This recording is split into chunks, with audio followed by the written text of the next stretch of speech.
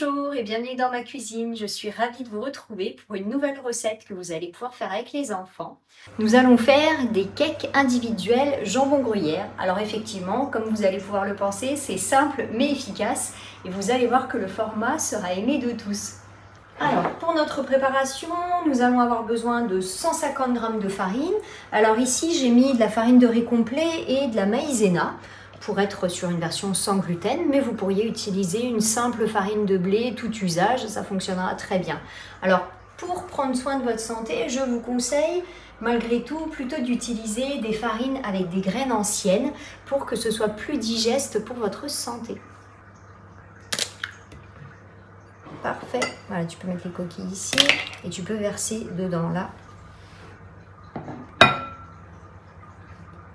Très bien, et de 1.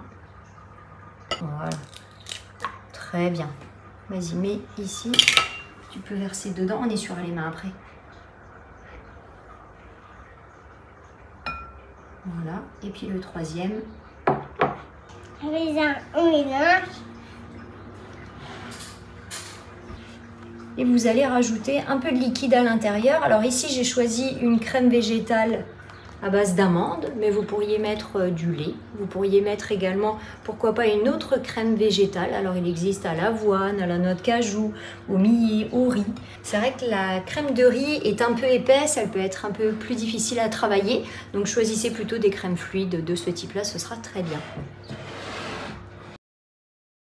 Si vous constatez que votre préparation est très liquide, vous pouvez rajouter un épaississant naturel qui s'appelle le psyllium blond.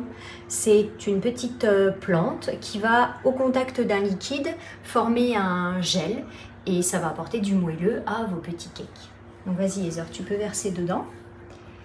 Donc on va remélanger de nouveau et la préparation va s'épaissir au bout de quelques minutes. Et donc comme ça vous permettra d'avoir vraiment des petits gâteaux qui seront à la fois moelleux mais aussi consistants. Voilà. Il reste un petit peu. Oui. Tu as le droit de le manger si tu veux. Et on remélange. Vous pouvez mettre la quantité de fromage que vous voulez. Vous pouvez également changer de fromage.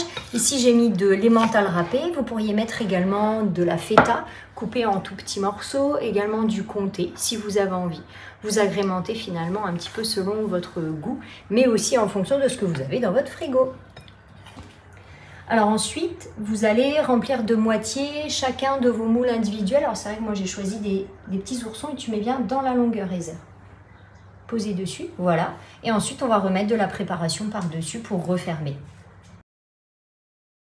Les oursons partent 15 minutes au four. Nos petits oursons sont sortis du four, ce n'est pas facile à dire.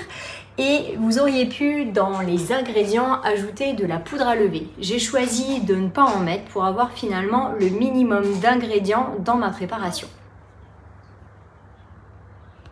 Et voici notre goûteuse qui va faire la dégustation et nous dire si les petits oursons sont réussis. Allez, vas-y Heather, tu goûtes?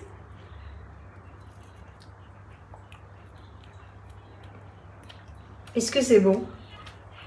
Oui? Bon, on pourra en refaire alors une autre fois. Oui. Bon, et bien super. Et bien merci beaucoup Heather de m'avoir aidée.